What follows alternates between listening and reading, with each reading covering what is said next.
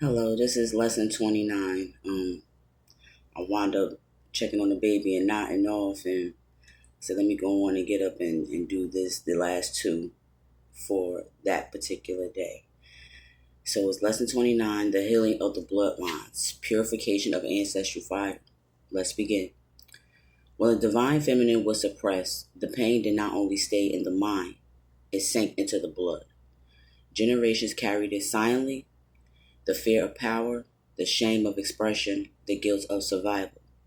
This is why healing the bloodlines is not just emotional work, it is spiritual restoration.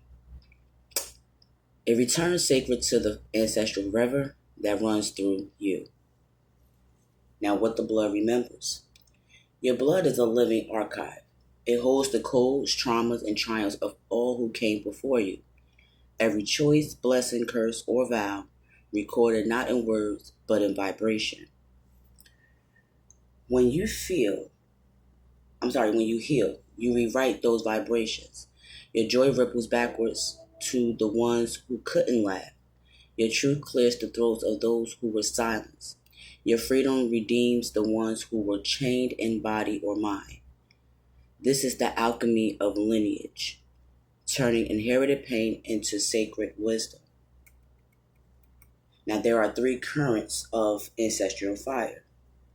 The maternal line, the womb fire. It holds emotional memory, creativity, intuition. When healed, it restores the feeling body, empathy, receptivity, and nurturing.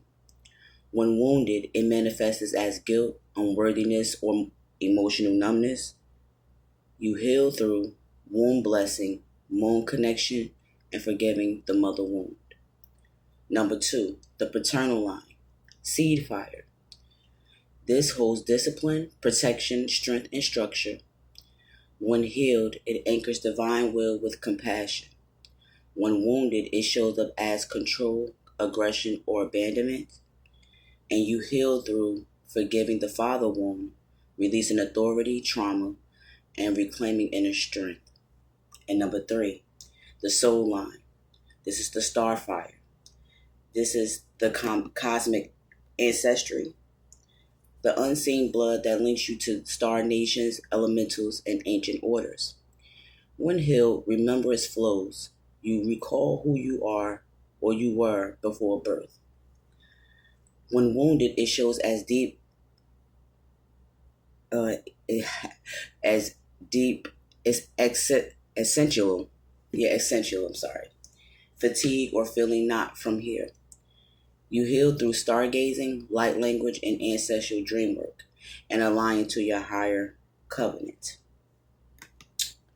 The process of purification. Ancestral fire cannot be forced, it must be invited. Purification unfolds in 3 stages. 1, acknowledgement. Speak their names, tell their stories. Refuse to let silence bury memory. Number 2, transmutation. Burn offerings of attention, herbs, words, or emotions. Allow old pain to rise and dissolve. And number 3, integration. Live differently. Let your healed actions become their redemption. This is the sacred cycle. Remembrance, release, renewal. Now here is a practice for the collective. Fire of the blood. 1, sit in a quiet space. 2, place your right hand over your heart, your left over your navel, and say out loud, through me, the rivers of my ancestors run pure again. I call forth the blessings buried beneath the pain. What was broken is restored in light.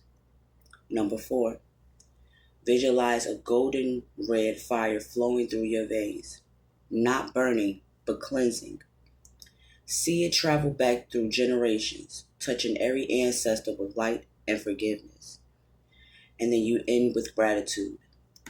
May my life be their healing. May their strength be my crown. Now this is the collective meaning. When one person heals their bloodline, an entire strand of human history transforms.